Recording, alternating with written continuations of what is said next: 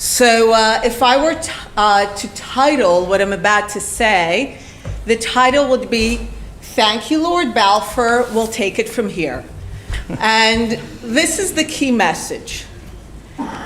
What really created the modern state of Israel, what continues to ensure the modern state of Israel, is deliberate Jewish action.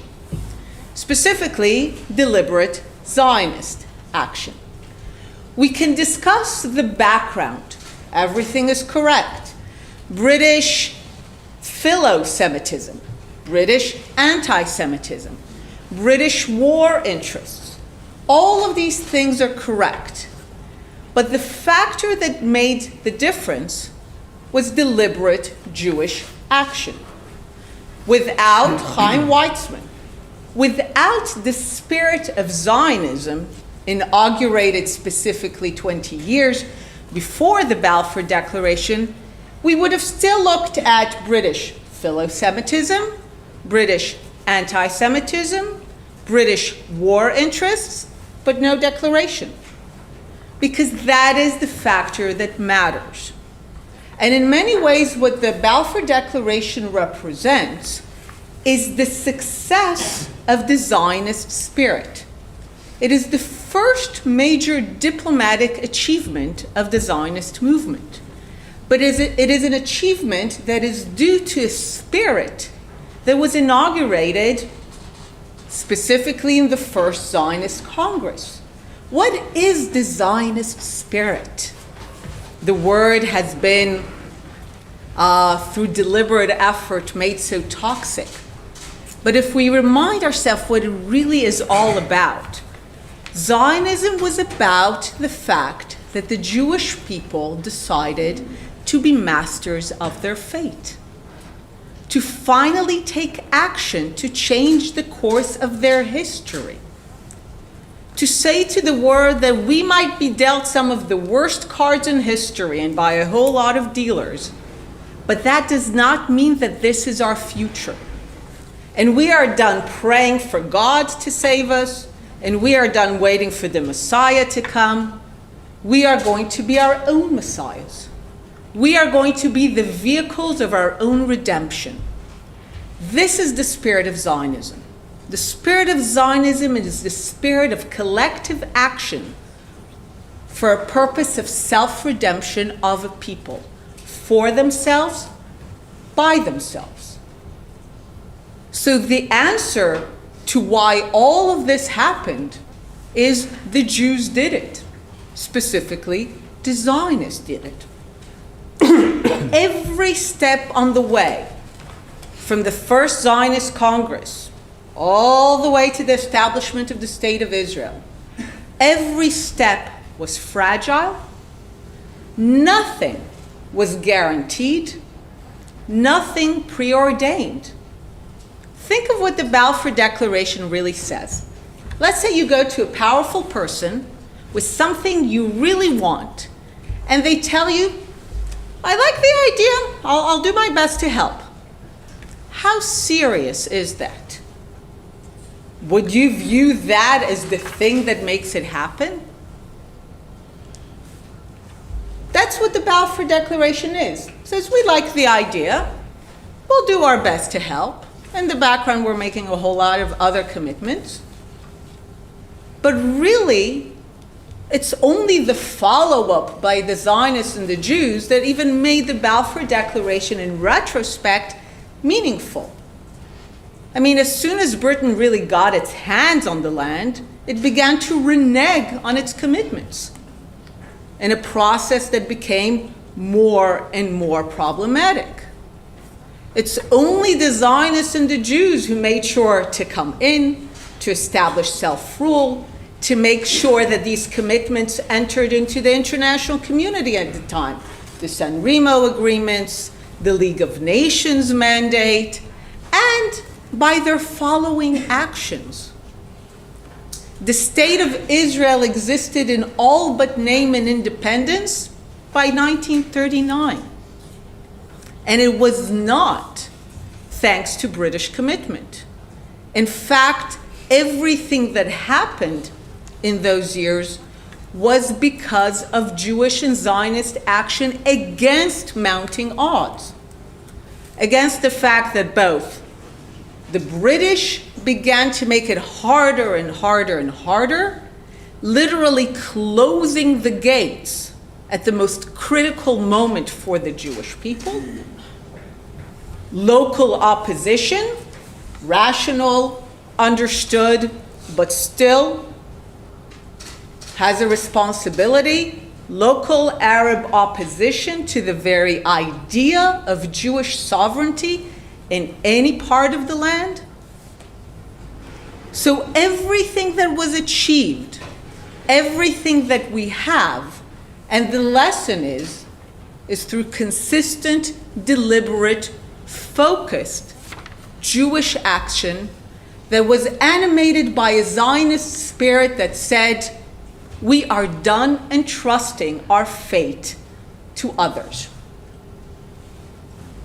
Which is why the spirit of the Jewish people, through their actions, what followed Lord Balfour's declaration was, thank you, Lord Balfour, we'll take it from here. That was precisely how things happened. Now, why is it that this supposedly obvious story is not the one you hear? Well, I believe that this is where Zionism continues to present still the biggest challenge to a whole lot of people. The idea that the Jews have become masters of their fate. The idea that the Jews are acting like any other force in history, using diplomatic, economic, military means to pursue realpolitik goals. This idea still grates on the consciousness of wide swaths of peoples and civilizations. The only proper place for Jews in the consciousness of so many is as people who receive, people to whom something is given, people to whom compassion is shown. So the explanation of the birth of the modern state of Israel has to therefore be told as a series of handouts by foreign powers with shady motives. That's the only way you can explain it. So you need to say that Britain gave it over, right? And then you have a campaign for Britain to apologize. Certainly, if Britain has to apologize for anything, it is the betrayal of that initial commitment, which was not much of a commitment. But then again, it's not about Britain. It's about the Jews and the Zionists who did it. With or without Britain, we would have achieved it. Because we were now pursuing our own goals. So we pursued them with the Ottoman Empire, with some success. And when the British became relevant, we pursued it with the British. And then when the Soviets became relevant, we got the assistance of the Soviets, and then the French, and then the Americans. But they are not the ones that matter. They're the ones that change. What matters is our deliberate action in pursuit of that goal. And this is where the story also of the state of Israel being born after the Holocaust, because supposedly some guilty European nations gave the miserable Jews some land to which they had no connection. So except for the fact that literally guilt is the last emotion that you witnessed among European nations after the Holocaust, this was not about anything given. This was about something attained. Israel existed in all but name and independence pre-World War II. And just as Pakistan and India did not need a genocide of a third of their people to attain independence and statehood, neither would we. We would have come into existence finally thanks to the dissolution of the British Empire. It is said that 4 empires had to disappear for the Jewish people to finally exercise their self-determination. Most peoples had to wait for one empire to disappear. We had to wait out 4.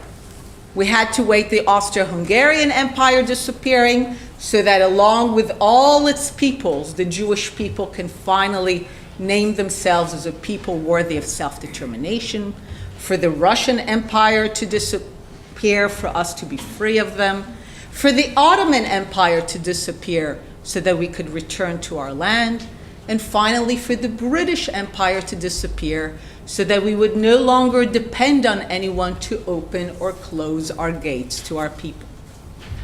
And the reason we have achieved everything we achieved is being focused, determined to wait out all these empires.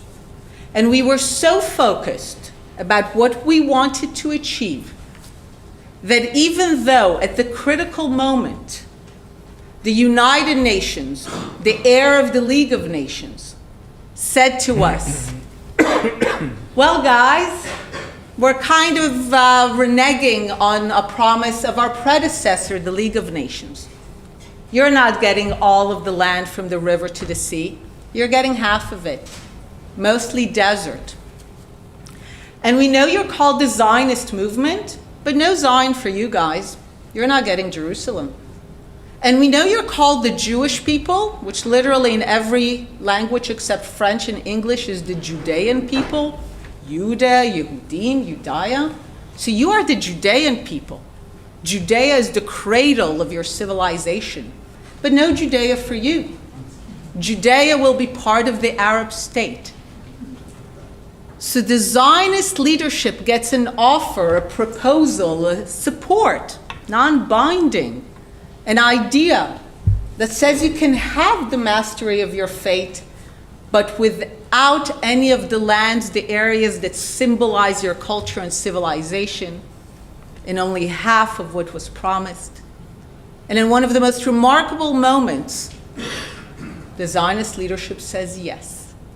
And it says yes because from 1897 to 1948 and on, it was focused, it was determined on the most important thing for the Jewish people, that we are finally masters of our fate, done entrusting who we are, how we operate, to the kindness, and mostly not so kindness, of strangers. So on this centennial, I do repeat, thank you, Lord Balfour, but we'll take it from here. Thank you. I think with the time we have left, I think Annette wants to come in, especially on that third question. I've seen Crispin Blunt and some others who want to come in. I want to get one more round in and let the speakers come back. And I'll have a question for Jonathan because he's left out a bit here. No, so, that's all right. Annette.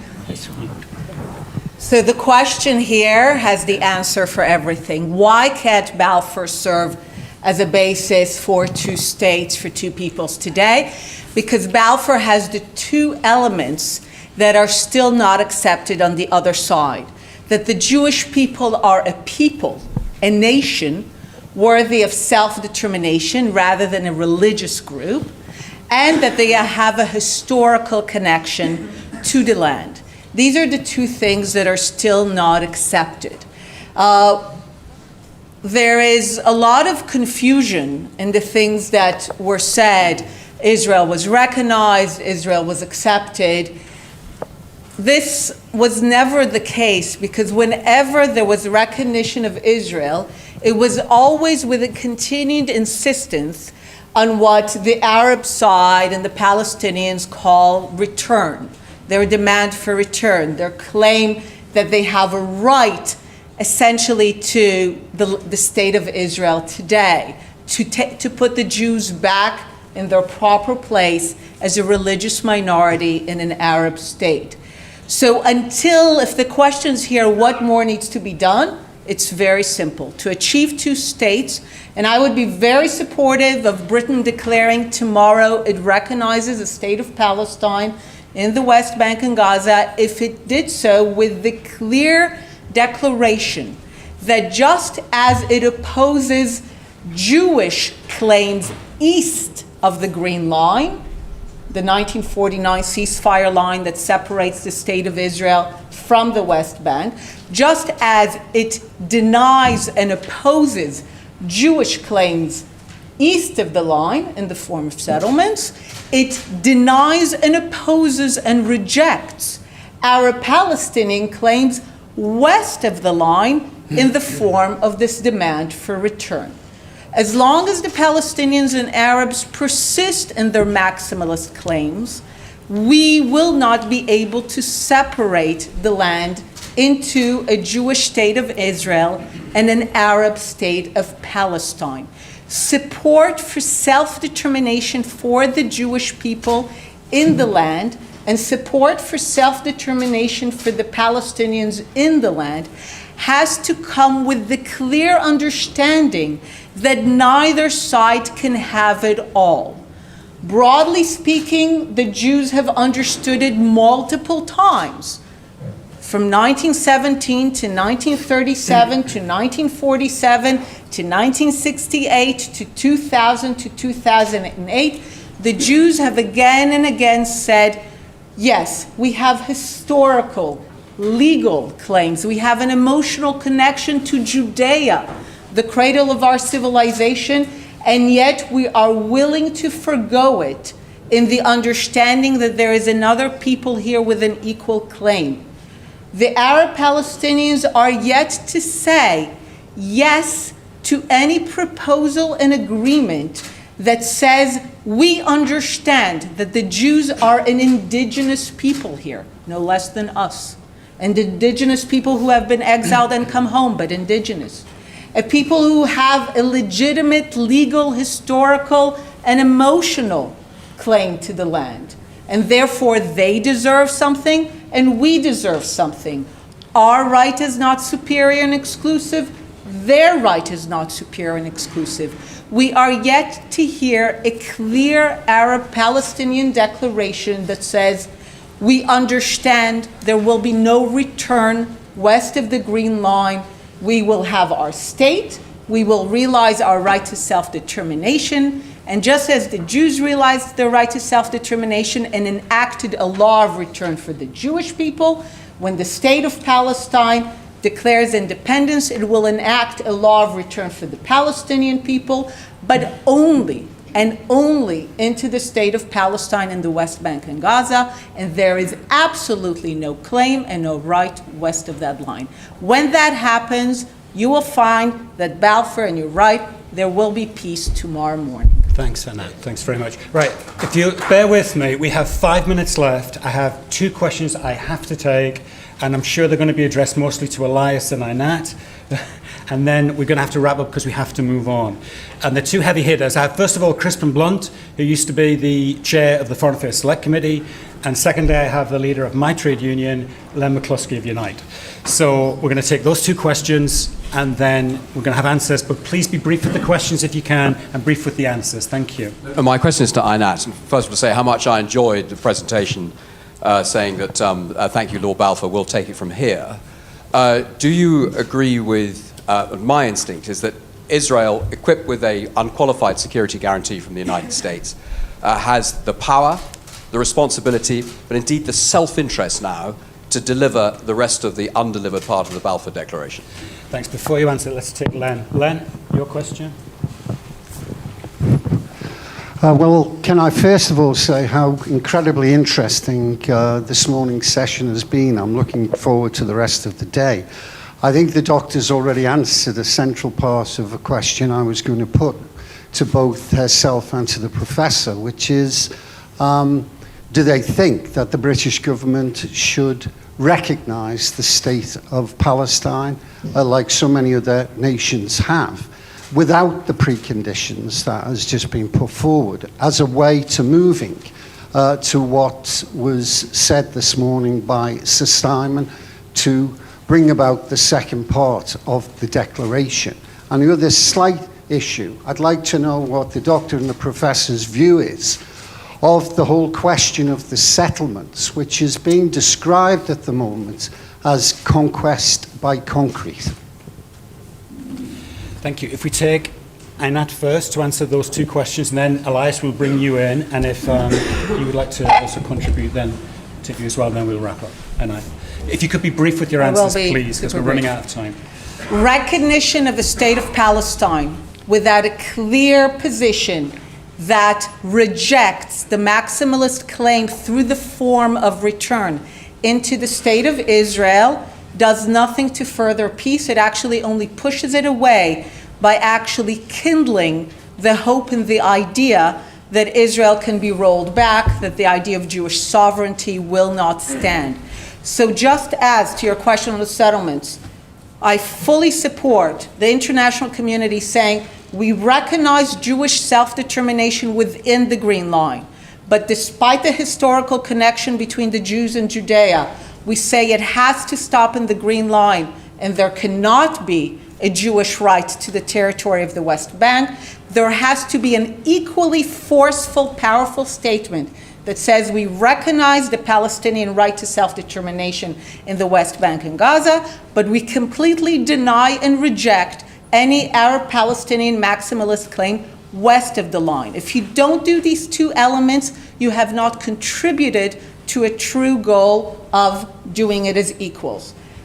Israel has, will, always did, continue to agree to divide the land between Jews and Arabs. The reason we have done it in the past, ruthlessly and effectively uprooted settlements, agreed to forgo Judea and Zion, the reason we have always agreed to divide the land is not because we're a lovely, nice, moral people, we're no better than anyone else, we're just as good and just as bad. We did it because we're small. We recognize that at the end of the day, we are a tiny minority in a region that is not very tolerant of minorities, and that our long-term existence depends on our acceptance as equals, as a people and a nation among the Arab and Muslim region, but only as equals, not as they used to think of it. So we are always willing, even now, to divide the land, but it has to be with our acceptance as an indigenous people with a legitimate claim to the land, who are there by right and as equals and have a right to sovereign self-determination. Once we hear that from the Arabs, clearly, simply, you will find that the Jewish people, Israel, and the Zionist leadership are as ready as they have always been and will always be to divide the land. Thanks very much, Anna.